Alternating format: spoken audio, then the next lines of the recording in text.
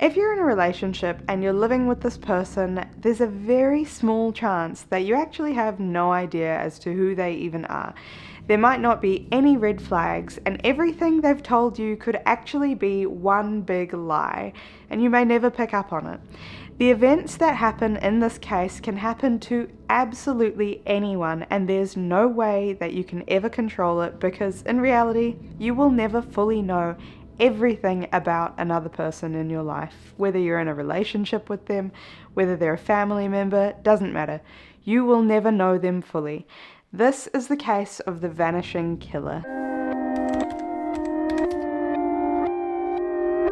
Hi, my name's Yasmin and I make videos about true crime, things that are scary or disturbing in some way, so if you'd like to, then please subscribe, give the video a like or a thumbs up, and we'll get on with the rest of the story. 2015 was a very difficult year for Nadja Medley. She was 45 years old and it was a year on from when her husband just suddenly died of a heart attack.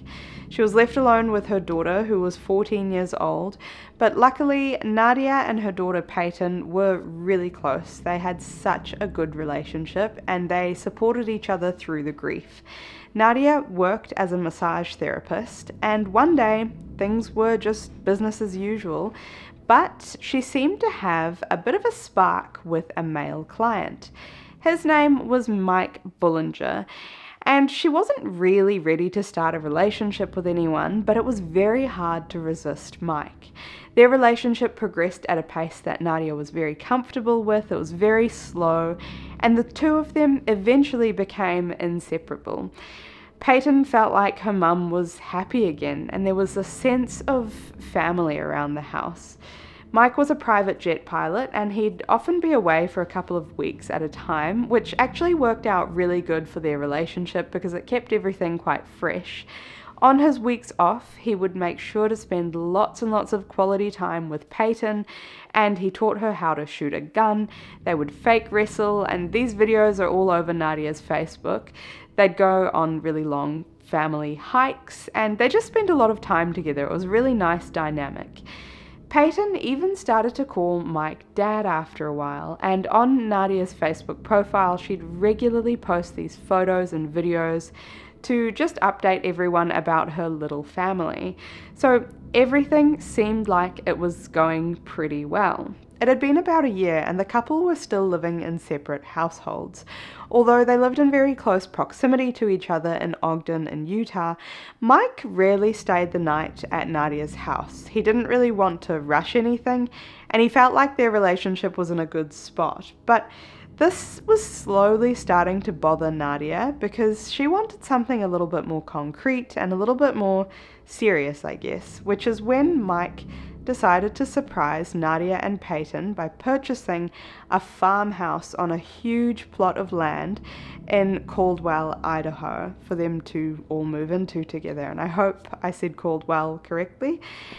This was an absolute dream for Nadja and Payton because, number one, they were huge animal lovers and there was ample space to have dogs, horses, rabbits, chickens, you name it.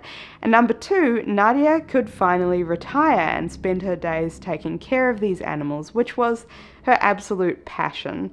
And it also meant that their relationship was a little bit more solidified and they were finally moving in together. Things were looking great.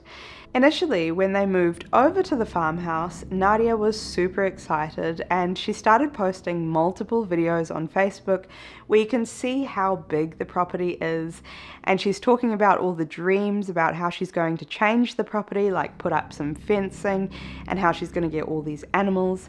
And she even points out this huge shed just at the very far end of the property.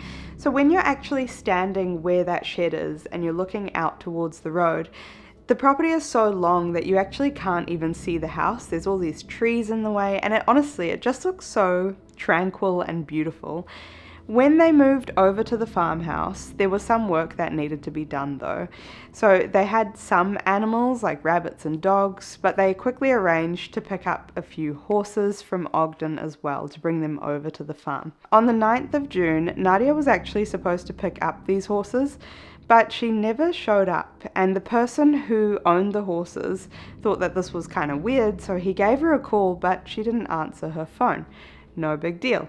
But at around this time, she actually completely stopped posting on Facebook. She stopped replying to messages from her friends and family, or even answering any phone calls, which was extremely unusual because she was known to be glued to her phone all the time. Same thing with Payton though. She stopped texting back her friends, which was also very unusual, especially her best friend, who she was always in contact with. She just stopped messaging her. Same thing with Mike. Nobody had heard from all three of them for at least 10 days. One of Payton's really good friends was kind of concerned about this, and she actually talked to her mum about it. That's how concerned she was, saying that this was very out of character, and her mum thought that, it was out of character for Payton as well. So she actually called the Caldwell police so that they could conduct a welfare check on the farmhouse. Police got to the farmhouse and knocked on the front door. Nobody came to the door, and it didn't really seem like anyone was at home anyway. It was pretty quiet. There were no animals running around either. Nothing really seemed that suspicious, so they decided to have a little walk around the property. They had a look behind the house. Everything looked good, but then they saw that shed at the very back of the property, and they decided to get a little bit closer to that. It didn't really take very long to realize that there was this vile smell emanating from that shed. You could even see the black swarm of flies that were surrounding the shed. And one of the police officers got close enough to open the door, and they found a large blue tarp lying over 3 human bodies. There were dead dogs, snakes and rabbits, and I think some birds. And the bodies were all severely decomposed because it had been 10 days with the bodies lying under a hot tarp in a stuffy metal shed, which just accelerates the decomposition process. The cause of death was a single gunshot wound to the head of all the humans and the animals. It was execution style. And only 2 of the bodies were able to be identified at the time. One was Payton, and the other one was Nadja. The third body was a complete mystery, though.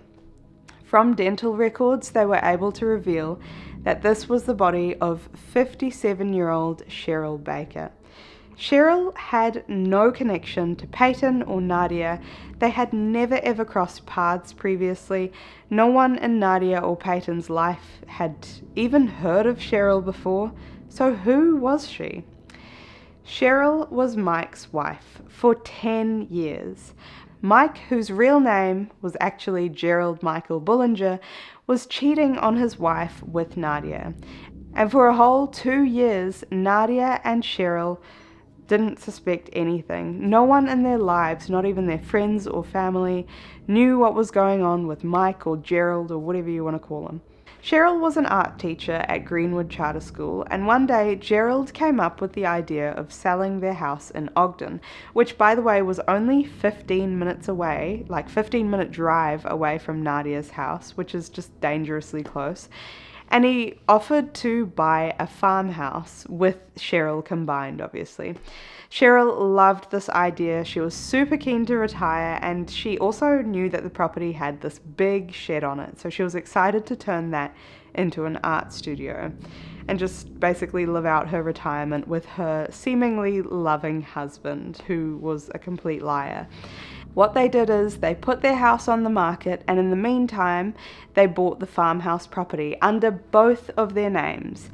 Gerald said that the property needed a lot of work though, and it wasn't really livable till he did some renovations, and he was basically like, Cheryl, you stay at the Ogden house, sell the property, while I live in a trailer on the new property at the farmhouse and get all the work done, so when it's ready, you can move over.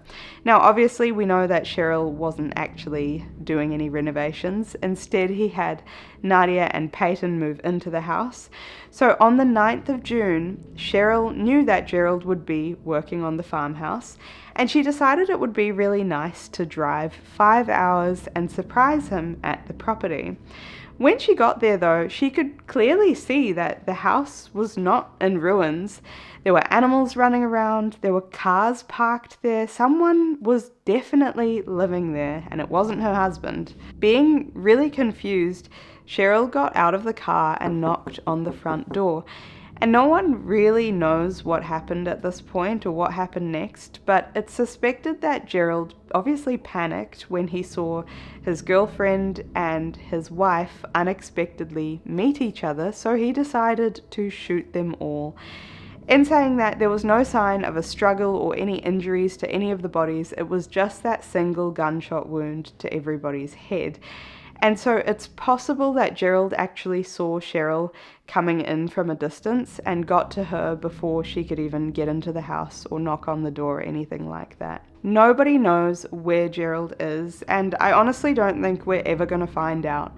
His Ford Focus was found in a remote campsite in a national forest on the 12th of June, and it's thought that he fled into the national park to live off the land. He's got some experience with like survival skills that he learned earlier in life, so people think that maybe he's just living in the forest, but it's highly unlikely that he's able to survive the harsh weather conditions and even the wild animals for so long in a forest by himself.